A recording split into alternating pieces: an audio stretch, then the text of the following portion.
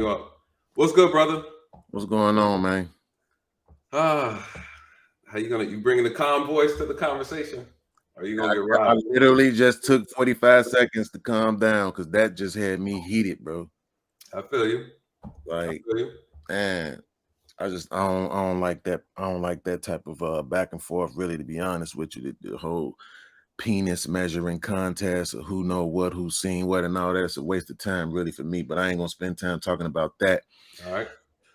If I could try to remember, I should have wrote down, took some notes. The one thing that stood out to me in the beginning was when you said that you think the police should strike for a month, right? And I Mm, could be wrong, but I feel like when people say that, what they're implying is that there's going to be some sort of chaos ensued, and the people will realize how much they need the police. mm-hmm. But let's just be honest, bro. The police don't stop crime. Obviously, the police don't stop crime because we have millions of people in jail for crime. Mm. The police don't solve crime. I can use Chicago as an example. Half the homicides here don't go solved, and a lot of half the ones that are claimed to be solved don't lead to arrest. So it's not like the police ain't Jesus. You know what I'm saying? Like we gotta stop talking about it. You know what I'm saying? Like they the end all be all to the solution. And then at the same time, I was also taken aback when you said like one of the solutions is, oh man, we don't go to meetings and we not having well, you didn't say this is me being funny. We not having picnics with the police, and we ain't having barbecues with the police and talking and all this and that. Why do I have to talk to you to get you to do your job better? Why do I have to have a conversation with you about how you need to do your job? I'm not a cop or a Yeah. police officer. Yeah. Let me address that real quick. Yeah. But that's not why I insinuated that. I'm saying people have issues with the police and communities. And the police department puts together events. They put together community meetings so that the community can get together and then also express their grievances, and then also talk about the things that they want changed. What I Mhm. hear on my side of town over here, because I've actively put myself and try to put myself in these spaces, Mhm. is that we are not present. We're not showing up. We're not participating in these community events. And that's just kind of what it is. And so what I'm saying is, no, your job is not to try to make someone do their job better. I'm saying that you have to force people to do their job better. And you do that with your votes. You do that with your money. You do that collectively. There's a way to fight this, and yelling, screaming, burning stuff down, marching, protesting, holding signs, that obviously doesn't work, right? Agreed. And so again, it is we the people at the end of the day. The people have all the power. Unfortunately, the way the government works, the government's going to do whatever the people allow the government to do, essentially. Unfortunately, in some communities, the citizens don't know their rights. They're being played by the people that they vote for. Oftentimes, within the Black community, it's the Democratic Party. So again, it is going to require us to step up and be more vigilant to get the results that we want. Some people use their collective dollar in their communities. You have the Asian communities that don't have these problems, the Jewish community that have these problems. They leverage their dollars. They put pressure on people who are running in office, and things of that nature. And again, they get the job done in a different way. There's a way to do it, and we are politically ignorant. And that's what's hurting us the most in our communities. And if you can't control the politics in your community, you can't control the leadership. If you can't control the leadership, and then people just do what they want to do, right? Like, for example, what state are you in? Illinois. You're in Illinois. Who's your state representative in Illinois? Your two state Yeah, I cannot answer no political questions because I don't believe in that system or that it has helped us at all. Whether we were voting Republican back in the early 1900s or Democratic today, we've still had the So you same. don't know any of your local politicians at all. Not at all. All right.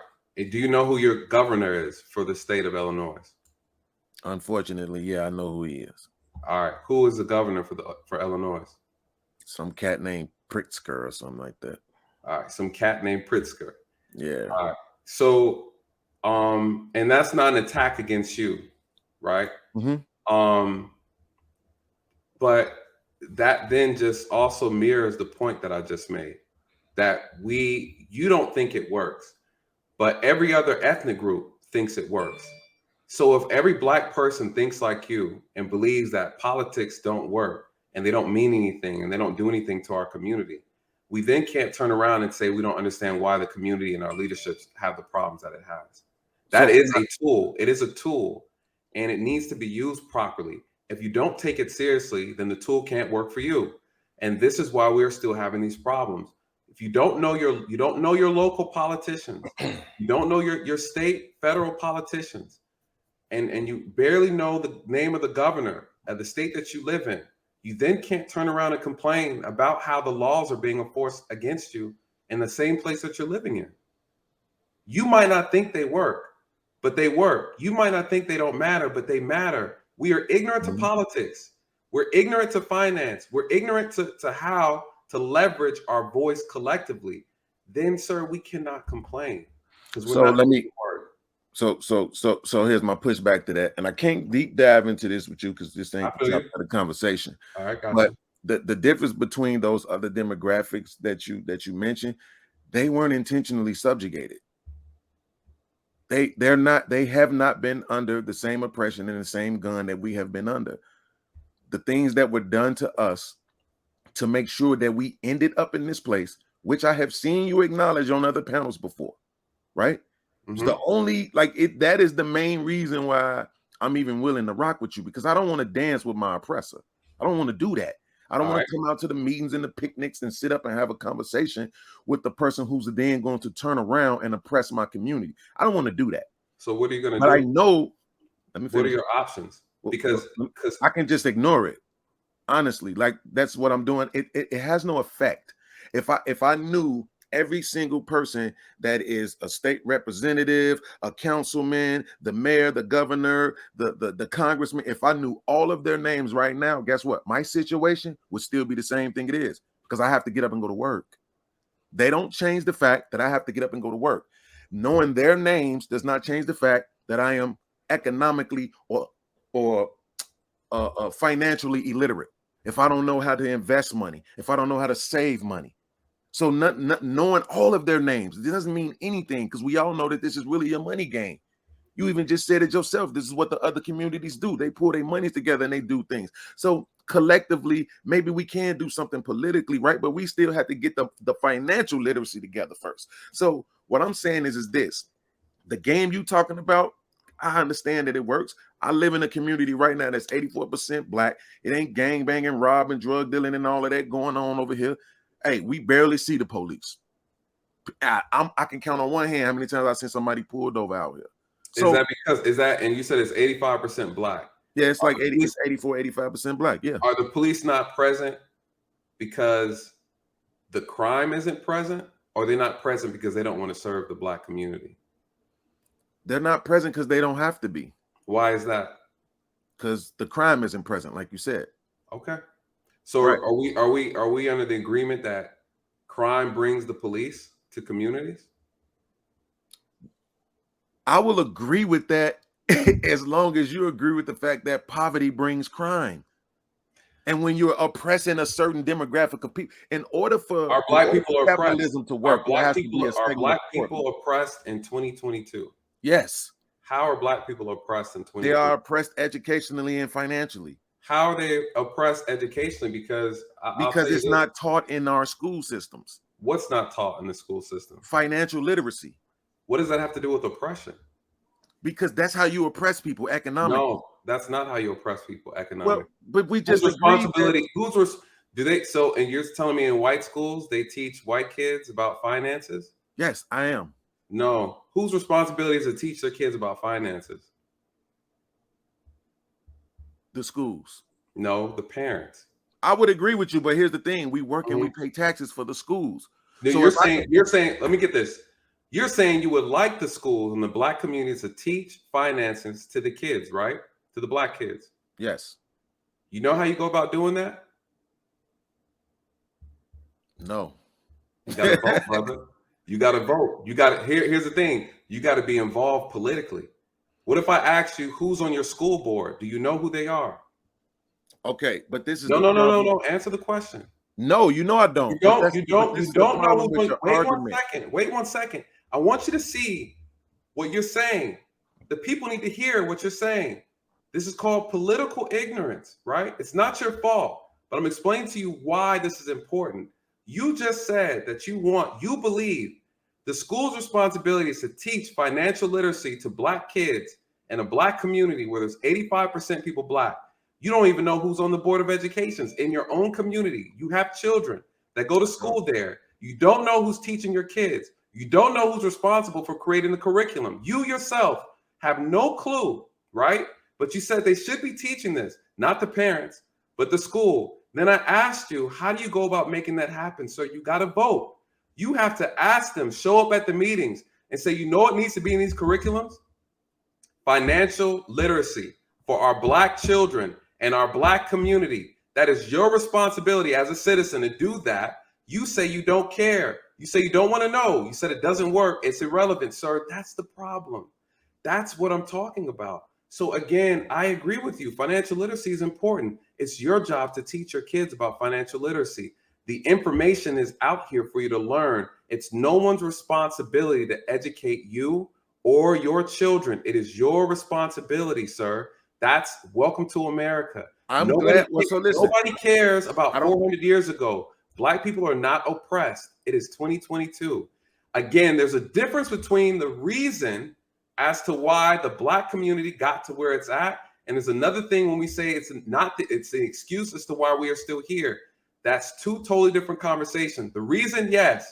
The excuse, absolutely not, sir. It's not excusable. Black people are some of the most educated people in this country. it And is. some people But we're not decided talking to about not get Black their people. We're talking education about in a free country where the education is free, sir. You have fucked up. Okay, listen, this is your platform. Go ahead. Everybody's here to hear you, right? But you're supposed to be conversating with us, right? I This is got what I'm you. saying. What you're saying is cool, but it's called public school for a reason, right? Let me finish. I remember when my uncle and them was in school, my uncle talked about how they had all the vocational programs, all of them. They taught you, look, pipe, electric work, plumbing, everything. But then they took those out of the schools. Why did they do that? Exactly. And that's my Not point. the point. How do you get it? How do you get it back in? How do you get it back What I'm in? saying is this. But that's in all schools, sir. That's not just Black schools. So you got listen to again, what I'm that's the saying. majority of schools. Listen to what I'm saying. They don't even teach you how to write cursive anymore. Okay, cool. Listen to what I'm saying. What I'm saying is you're acknowledging that the reason why we're here for a reason. They didn't do those things for nothing. They did those things so that we would end up here. And what I'm saying is the same person who has their foot on my neck could literally just take their foot off of my neck and the change would begin. But if I'm getting up and I'm going to work every day, there should be a level of expectation for you to teach my kids, bro. You know what I'm saying? Now, right, I I get agree. what you're saying, right? I have been teaching my kids financial literacy on my own. Okay. Right. I've been teaching them. I had them on their credit card since they was on my credit card since they was teenagers. My daughter just made 21 today. She almost got a 700 credit score. You see what I'm saying? And ain't never had no credit card of her own. Right. The lady called me. She went to go get a car. Man, congratulations, man. That was a good thing you did. A lot of us don't know nothing about that. And that right there is my point. We want to treat Black people like they supposed to do stuff that they don't even know. They don't know how to do it. Hold on. I was lucky enough to have a mom that had the information. My mom worked in a bank for like 15 years. So she had all kind of information and was privy to information that a lot of other parents did not have. Nobody cares. I care. Okay, but nobody else does. Well, that's bad. Well, that's reality though. It is, but it's still bad. Again, nobody cares. Nobody cares about 400 years ago. When you step in this country, it's about competition. You either work together or you work by yourself. That's the problem. That's a fact. So again, let me say with this, and then I want to get some more people I got pulling up. Jedi, I see you, brother. I see you. Let me just say this. At the end of the day, I call these the 3 C's of bondage. 3 C's of bondage, right? The problem is I often hear so much complaining. If you're complaining, you're not competing. If you're competing, you're not complaining. But if you're complacent, you're stuck in the middle. You're going with the flow. Unfortunately, there's people in our community that are complacent. Then there are people in our community that are complaining. And then there's some people in our community that are competing. The reason why we're still in bondage and what you like to say oppressed is because all three of these things are actively present in our community. You can't convince a lot of Black people in this country who are competing that they are oppressed, right? Then the people who are not oppressed, who don't believe it because they're competing and they're successful, they grew up, hard times, whatever times, don't matter. They're doing fine. But then they come across someone who's complaining and they look at them and say, what are you complaining for?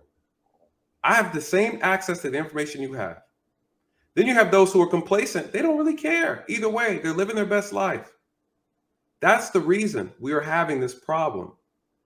You're saying Black people are oppressed. You're saying if they get their knee off your neck, who has their knee on your neck, sir? Right, but you can't say it like that. No, I have to because you said it like that. No, how because when you not have all not been Black able people, to, you have please show not me. been able to explain to me how you are oppressed. Right, because I didn't say I was. Okay, so you're not oppressed, but Black people No, are. I'm not oppressed. No. So you're not oppressed, but Black people are oppressed? Right. That's how come Black when we people say are Black people, bro, come on. Why you giving me the energy that what's the name just gave you, bro? Just had a conversation with you. I'm confused. Okay, so let me talk then. Go ahead. You're not oppressed. What I'm saying is, bro, this is what I just got through telling you. All the right. community where I live at, bro, we barely see the police. Ain't no crime, ain't no drugs, ain't none of that going on.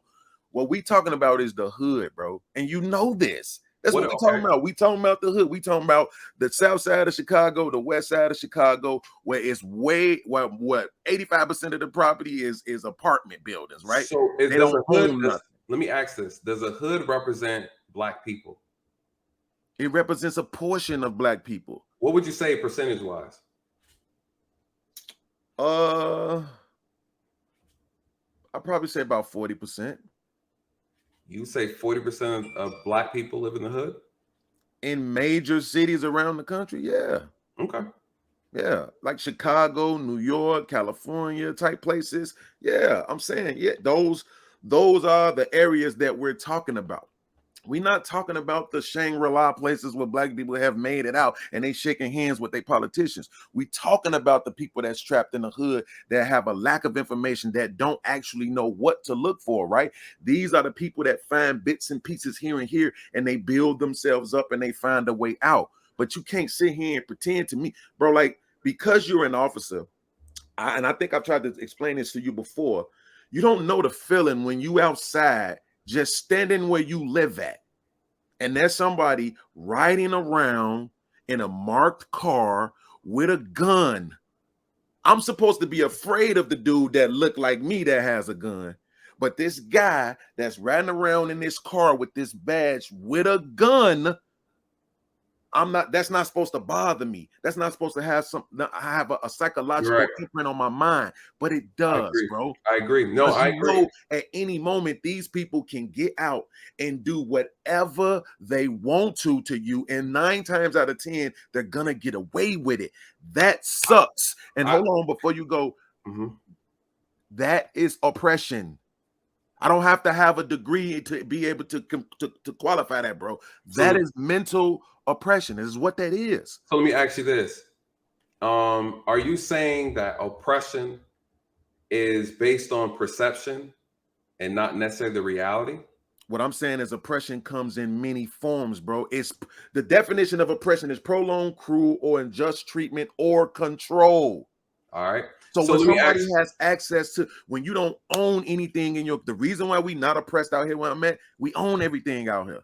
Okay. It's ours. And so you're saying that in order for Black people not to be oppressed, they need to own majority of their community. Is that correct?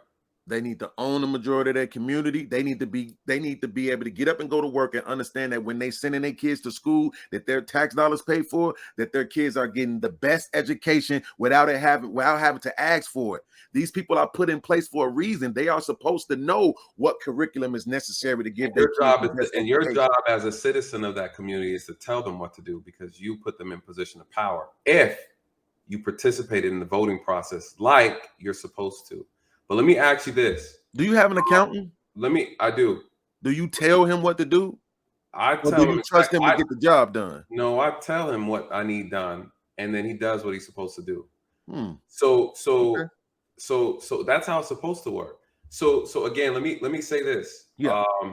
And then I want to get to some more people in the back. You brought up a good point about the anxiety feeling that you feel when police show up or driving through the neighborhood. I think that is a legitimate feeling. I think that's a legitimate problem that needs to be addressed and needs to be corrected. Absolutely. But let me ask you this for the sake of people listening. Have you been arrested before? And if so, how many times have you been arrested? Maybe 10. You've been arrested approximately 10 times. Yeah. Would you say that every 10 times, how many of those were racist related, or where you were legitimately in the wrong?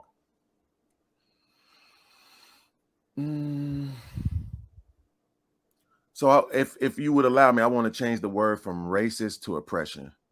That's I fine. don't want to use racist. Okay. I would probably say 7 of the 10 were oppression based. Got it. Were you committing something illegal in the moment that you were arrested via oppression? I want to preface my answer by saying I don't think everything needs to be illegal, but the answer to your question is yes. All right, so understood. So based on the laws of the place you were living at, though you may disagree with whether or not it should be considered illegal, it is in fact illegal, and you were aware that it's illegal when you were said arrested by the oppressed individual. All right. Well, and I rest my case.